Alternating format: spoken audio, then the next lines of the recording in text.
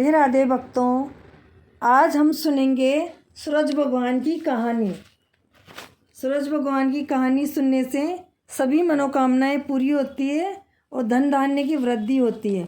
तो बोलो सूर्य भगवान की जय, गजानन जी गणेश जी महाराज की जय, सभी देव देवताओं की जय।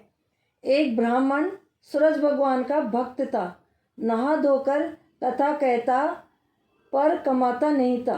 ब्राह्मण घर में रहता तो ब्राह्मणी कमाने के लिए बार बार कहकर उन्हें परेशान करती। बाहर कहीं जाता तो बाहर के लोग ताने मारते, तरह तरह की अपमानित बातें करते। अतः एक दिन नहा धोकर अपने पूजन पाठ की सामग्री लेकर वह जंगल में चला गया। वहाँ एक सूखे पीपल के पेड़ के नीचे बैठकर पूजा करने लगा और सूरज भगवान की कथा कहने लगा। वहाँ पीपल के पास एक सूखा तालाब था। उसमें थोड़ा सा पानी था। उसी पानी से लोटा भरकर सूरज भगवान को अर्घ देने लगा। पूजा का जल बहकर पीपल और तालाब में भी गया। जल के जाते ही सूखा पीपल हरा हो गया और तालाब स्वच्छ जल से भर गया। उसमें सूर्य भगवान दिखाई देने लगे। कहने लगे, ब्राह्मण मांग, तू क्या मांगता है। ब्राह्मण ने यह सुना तो वो घबराया। उसने सोचा, लोग कहते हैं कि पीपल में भूत रहता है, जरूर वही बोल रहा होगा। रोज वह पूजा करता तभी है आवाज आती। सुन सुनकर वह चिंता के कारण दुबला होने लगा। ब्राह्मणी कभी कभी ब्राह्मण से मिलने जंगल में ही जाया करती थी। तो एक दिन ब्राह्मणी ने पूछा, आप रोज रोज दुबले क्यों होते जा रहे हो। ब्राह्मण ने सारा हाल बताया तो ब्राह्मणी ने कहा, तुम्हारे पूजा पाठ करते ही आवाज़ आती है। इसका मतलब यह हुआ कि वह सूर्य भगवान ही है। इस बार जब आवाज़ आए तो सब कुछ मांग लेना। तब ब्राह्मण ने कहा कि मुझे तो मांगना ही नहीं आता, मैं कैसे मांगूं। ज़्यादा कुछ कहना भी नहीं आता, अगर ज़्यादा कुछ कहूँगा तो भूल जाऊँगा। कोई ऐसी तरकीब बताओ जो थोड़े से शब्दों में बहुत ज़्यादा मांग लूँ।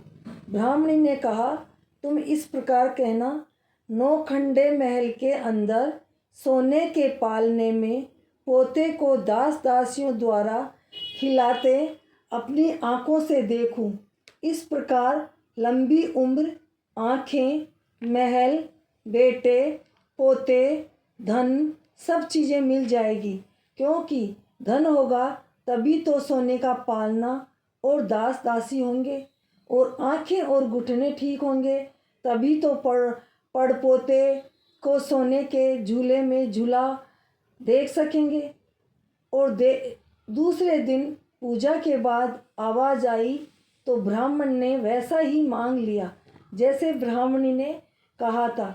सूरज भगवान ने कहा, दिखने में तो भोला लगता था पर एक बार में ही सभी मांग लिया। सूरज भगवान ने कहा, जा, तेरे इतना ही होगा। ब्राह्मण जंगल से घर आया तो देखता है कि टूटी सी झोपड़ी की जगह नौखंडा महल था। दास दासी आ जा रहे थे। ब्राह्मण ने एक दासी को रोककर पूछा, अरे मेरी टूटी सी झोपड़ी और बुढ़ी सी ब्राह्मणी थी, वह कहाँ गए, वह दिखाई नहीं दे रहे हैं। उस समय महल की खिड़की से एक सुंदर औरत दासियों से कपड़े व हीरे मोती के गहने से सज धज कर ब्राह्मण को आवाज़ लगाई कि आ जाओ, यह अपना ही घर है। सूर्य भगवान की कृपा से यह सब कुछ हुआ है। ब्राह्मण ने कहा, हम इतने धन का क्या करेंगे। ब्राह्मणी ने कहा, धन से क्या नहीं होता, दान पुण्य यज्ञ होम करेंगे, भोग लगाएंगे, स्वामनी करेंगे, सभी गरीबों को दान देंगे। पीछे सबको जिमाया, पान देकर न्योता दिया, फूल देकर बुलाया। सब ब्राह्मणों को जिमा कर सोने का टक्का दक्षिणा में दिया। सब लोग राजा के बदले ब्राह्मण की जय जयकार करने लगे। चुगलखोरों ने जाकर राजा से चुगली कर दी, राजा जी, आपके बदले लोग ब्राह्मण की जय जयकार कर रहे हैं। राजा ने ब्राह्मण को बुलाकर पूछा, कल तो तेरे पास कुछ नहीं था, आज अचानक कहाँ से आ गया कि लोग मेरे को भूलकर तेरी जय जयकार कर रहे हैं। बता कैसे हुआ है इतना धन, कहाँ से चोरी किया है तूने। ब्राह्मण ने कहा, मुझे तो सूर्य भगवान ने दिया है। राजा ने कहा, मेरे पुत्र नहीं है, सो मुझे क्या करना चाहिए। ब्राह्मण ने राजा को सूर्य भगवान की पूजा की विधि बताई। राजा ने वैसा ही किया तो उसके पुत्र हो गया। सब लोग सूर्य भगवान की जय बोलने लगे। राजा ने सारी नगरी में डोंडी पिटवा दी कि रविवार के दिन सूरज भगवान का पूजन करें, कथा कहे, कहानी सुने और सूर्य भगवान को अर्घ दे तो उन सभी की इच्छा पूरी होगी। हे सूर्य भगवान, जैसी ब्राह्मण की और राजा की मनसा पूरी करी, वैसी सबकी करना।